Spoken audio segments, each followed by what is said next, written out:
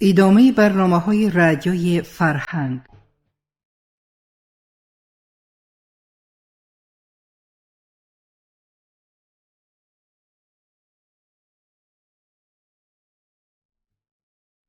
به افتخار 100 سالگی نویسنده خلقی تاجیکستان ساتیم اولوغزاده.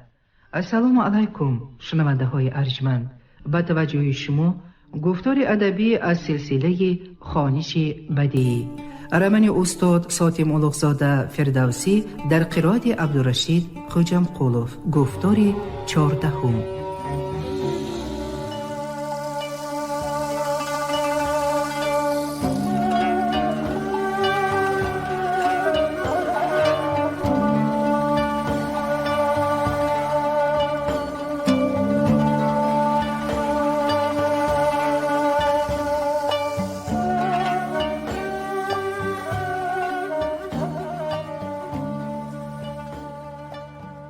ملول و محزون برگشت.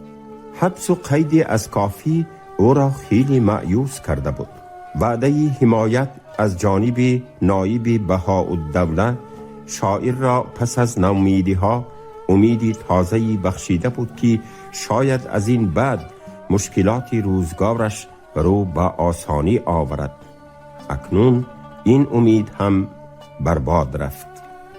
در آن زمانها هر یک شاعر یا عالم نیازمند حامی می گردید و حامی می بایست شاه، حاکم یا توانگری می بود که تواند آن شاعر یا عالم را دستگیری کند و کمک مادیش رساند، وگرنه دور و دراز در بالای اثری کار کرده آن را به آخر رسانیدن دشوار و حتی محال می بود. فردوسی به دلش از طاری نحس خود شکوه می کرد. آخر از 3 حامی که شاعر داشت 2 نفرشان پیش از اتمام شاهنامه یک به یک از بین رفتند. منصور ابن محمد واری پیشین توس، آن مرد خردمند و بیدار و روشن روان که نخستین بار شاعر را به نظم شاهنامه تشویق و در این کاری بزرگ او را همه جانبه دستگیری می کرد، به زودی در کدام یک جنگ کشته شد.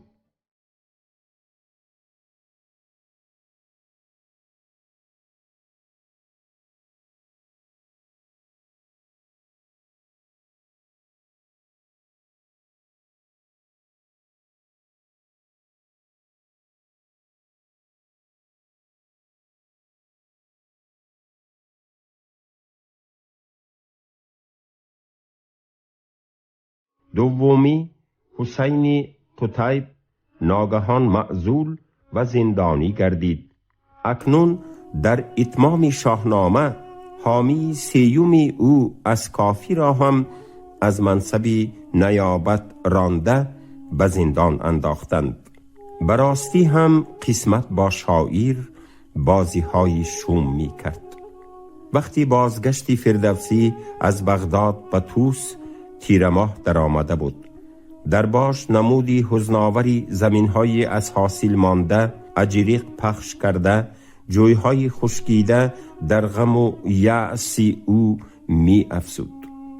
جویباری که از رود آب می گرفت و کشت‌های کشاورزانی باج را آبیاری می کرد، سربندش در سیل‌های بهاران ویران شده بود. کشاورزان به واسطه حشر آن را نیمکاره راست کرده بودند. این کار به آخر رسیده بود که تابستان در آمده آبی رود کاستن گرفت و به جویبار به قدری در کاری نمی در آمد.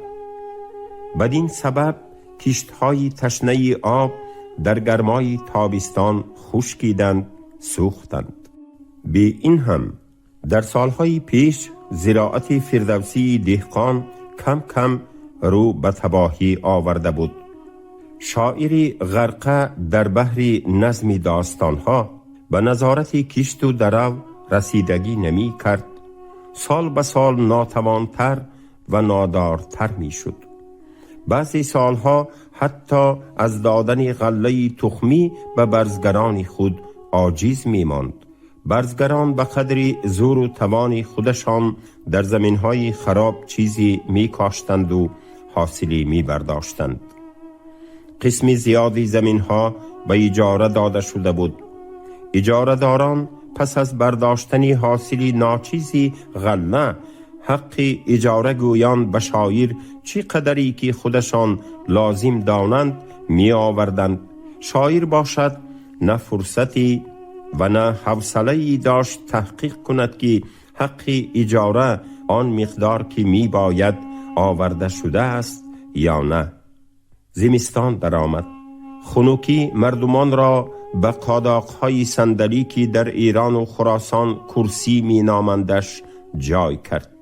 احوال خانواده فردوسی را در آن زمستان و بهار این مصرع‌های وی عیان می سازند. هوا پر خروش و زمین پر از جوش، خنوکان که دل شاد دارد بنوش، دیرم دارد و نان و نقل و نبید، سری گوسفندی تواند برید. مرا نیست این خرمان را که هست، ببخشای بر مردمی تنگ دست.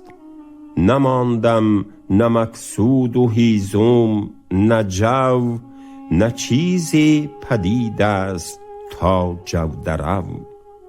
کالای بیبهای شاعر، دستنویس‌های شاهنامه و یوسف و زلیخا در تاقچه گرد پخش کرده خوابیده بودند.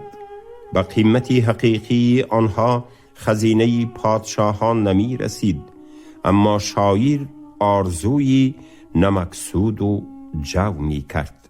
او شست را پر کرده ضعف پیری و ناتوانیش تا رفت می افزود. موی و ریشش سفید، چشمهایش خیره شده بودند. شاعر به نظم شاهنامه با نیتی تقدیم آن به پادشاه سامانی شروع کرده بود. انجام نسخه اولین کتاب به زمانی راست آمد که سامانیان از بین رفتند. در وطن او خراسان سلطنت محمود غزنوی، در ماوراء النهر حاکمیت قراخانیان پایدار گردید.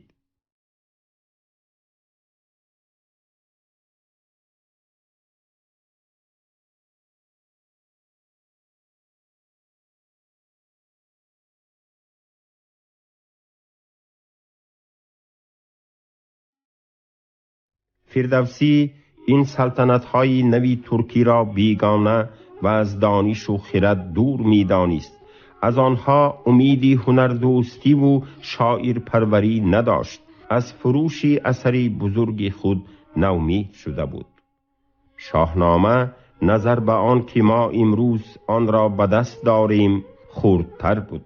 متنش هم از حاضر تفاوت‌ها داشت. یک چند فصل‌ها و بعضی قصه هایی را که در اثری پره شاعر هستند در بر نداشت. فردوسی اکنون فقط برای یادگاری کاملی و ارزنده از خود باقی گذاشتن قرار داد که اثرش را تکمیل دهد و پره سازد. با این مقصد وی شاهنامه منصور، دستنویس‌های پیشین خود و دفتری روایت‌های از زبان راویان و گویندگان زنده نوشته‌اش را از نو به دست گرفت. ماه به ماه و سال به سال کتابی او با قصه های نو پرتر می گشت و ابیاتش از قلم تحریر و تصحیح او صیقل می یافت. این شغل او فقط با یک سفری 2 ماهه موقتاً بریده شد. با این سفر او را همان بیچارگیش مجبور کرد. در یک بهاری که خانواده شاعر همچنین می بایست آن را تا جودرو به نیم گرسنگی به سر می برد و یکی از نسخه های شاهنامه را قسم قسم در کرباس پیچانده و به خورجین انداخته از پکی براه افتاد. مقصودش شهرهای عراقی عجم و جبال بود. شاید در آن طرفها از بین حاکمان محلی و دولتمندان به اشعار او خریداری یافت شود. منزل به منزل در دشت و درها سنگلاخ ها راه پیمود، از عقبه ها گذر کرد، از رودها و نهرها عبور نمود. در شهرها و قریه های قدی راه او را با عزت و اکرام پیشواز می گرفتند، ضیافت می کردند، قرائت داستانهایش را با میل و هوس می شنیدند، زیرا آوازه داستان سرای بزرگ کیها تا به دوردستترین گوشه های مملکت رسیده بود، اما کسی کتابی او را خریداری نمی کرد. به قولی خودش سری بدرهای کهن بسته بود. حاکمچه های محلی یا کیسه خالی بودند یا خسیس، اما به حکم آنکه هیچ یک قاعده بی استثنا نمی شود، از بین حاکمچه های محلی حاکم خانلرجان نام ناحیه در حوالی اصفهان مرد در واقع دانش پرور و شیر دوست برآمد. احمد ابن محمد ابوبکر خانلرجانی و خصوصا پسری جوانی او به فردوسی مهربانی کردند. شرط مهمان نوازی و شاعر دوستی از جانب آنها بی کم و کاست و حتی بیش از آن که تصور می شود به جا آورده شد. شاعر به شکرانه چنین پذیرایی نسخه دومی شاهنامه را به نام حاکم آن دیار کرد و این کار را در 25 محرم عربی یا خود 27 بهمن ماه فارسی سال 389 هجری 998 999 میلادی به پایان رسانده از حاکم یک چند هزار دیرم عطا گرفت.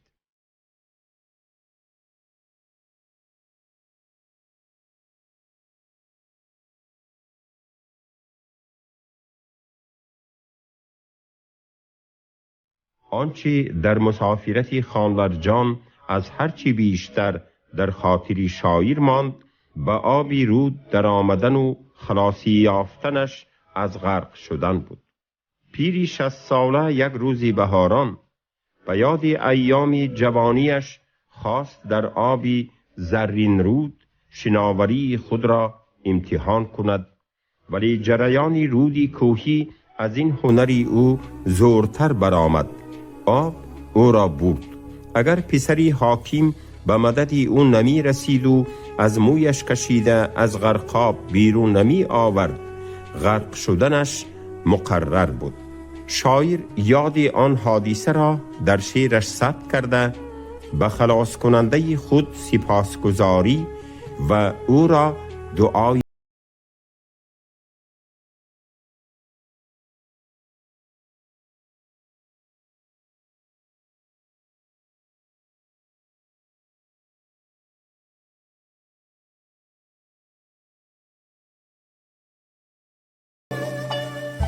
بهاران سوی رودی زرین شدم، ز بحری نشاط و پایین شدم.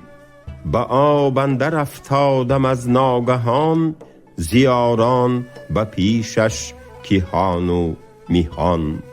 بماندم گرفتاری گردابی سخت، تو گفتی که برگشت بیدار بخت. چو آگاه شد بر سری من دوید، به مویم گرفت و مرا برکشید. دلش گشت بر دیدنم نیک شاد، سبک گوسپندی به درویش داد. پس از خواست داداری یزدانی پاک، شد ایمن از او جان من از هلاک. کنون گر به دستم بود جان و تن، ندارم دریغ ار بخواهد ز من. که یزدانی نیکی دهش یار باد، بداندیش و بدگوی او خار باد. بلکه ما هم می باید از آن حاکم زاده جوان منتدار باشیم که به طفیل او شاعری بزرگ بعد از آن باز 20 و چند سال زیست و نسخه آخرینی مکملی شاهنامه را به پایان رسانده به جهانیان یادگار گذاشت. وی به دیهه خود برگشته باز شاهنامه را به دست گرفت. به اثرش یک چند قصه های نو اضافه کرد. عطای کریمانه حاکمی خانلرجان به وی امکان داد که 2-3 سالی دیگر به طریق سرفکاری قریب با خاطری جمع، قریب بی ملال به کار ایجادی خود مشغول شود. آن سالها شاهزاده سامانی ابو ابراهیم اسماعیل منتصر با استیلاگران مملکتش می جنگید. یک سلسله غلبه های او هواخواهان سامانیان و گریندگان زوال آنها را از آن جمله شاعری توسی را امیدی می بخشید که شاید دولت سامانیان دانش پرور از نو برقرار گردد. در این صورت فردوسی نسخه پره شاهنامه را به حکمدار سامانی تقدیم خواهد کرد. او به شاهزاده جوان و لشکرکش جسور منتصر، علل خصوص از برای آنکه وی شاعر هم بود، حسن توجهی داشت. ستایشگری پهلوانی و پهلوانان فردوسی قطعه زیرینی از زبان به زبان گذشته در بین فاضلان ماوراء النهر و خراسان انتشار یافته شاعری جنگاور را خیلی پسندیده بود.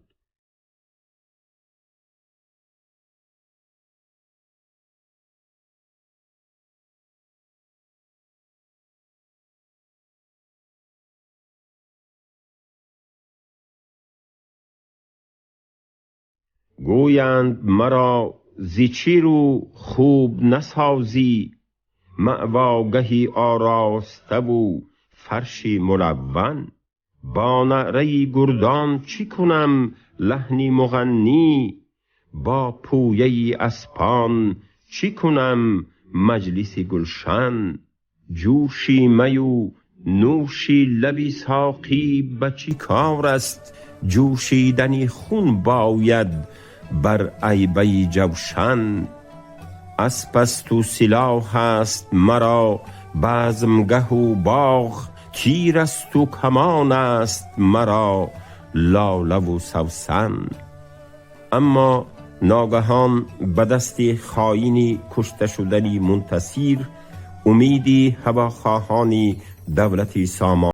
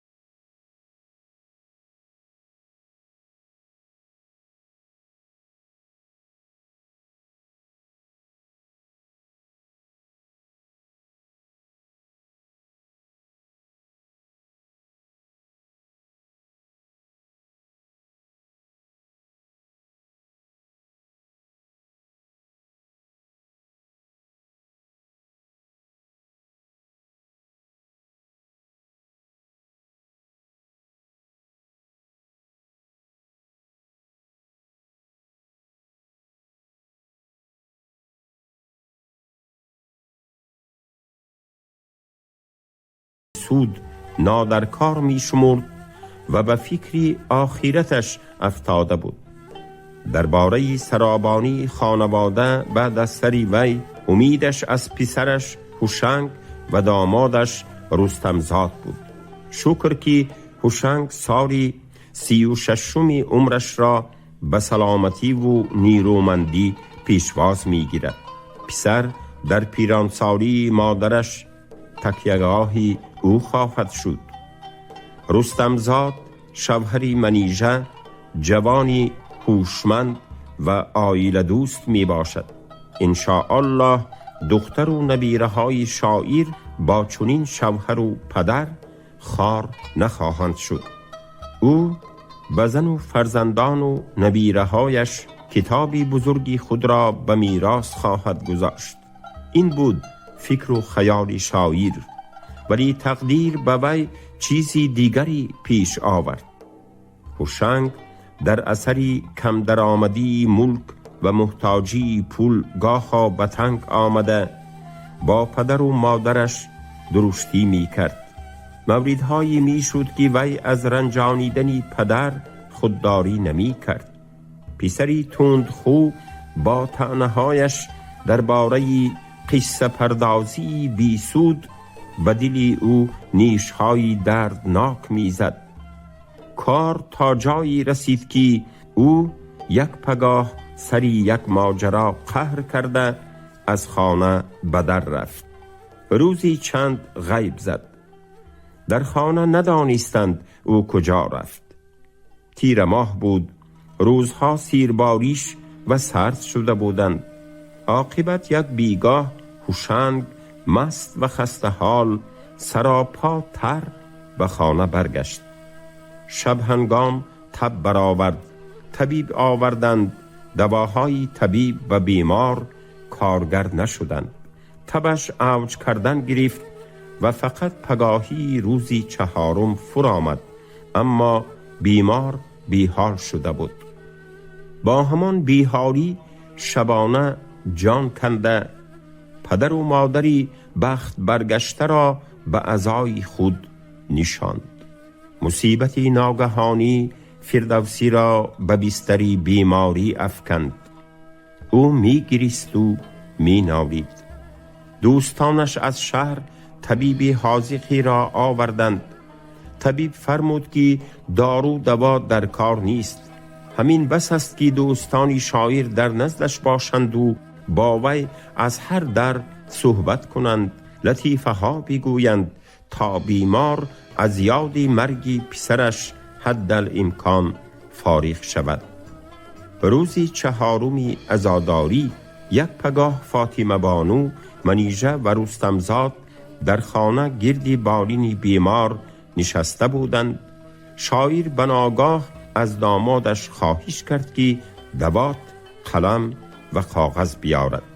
حاضران از این خواهش او حیران نشدند، زیرا او با وجودی بستری بودن گاه گاه در فکرش شعر منظوم می کرد و آن را به همسرش یا دخترش املا می نمود. دوات و قلم و کاغذ حاضر کرده شد. بیمار باز خواهش کرد که زنان او را با رستمزاد تنها گذارند. ظاهراً او چیزی فکر کرده ولی آن را در حضور زن و دخترش به زبان آوردن نمیخواست. زنها آهسته بیرون رفتند. داماد با فرمایش شاعر آماده نوشتن گردید. رستمزاد جوانی خوش‌سواد و میرزای مهتری دیه بود. شاعر با آواز خسته املا می کرد. همین طور آن پگاه مرثیه‌ای پردرد و علمی فردوسی به مرگ پسرش به وجود آمد. از خواننده به درازی سخنمان بخشش خواسته در اینجا از آن گریه پدری ماتم زده بیتی چند می آورد.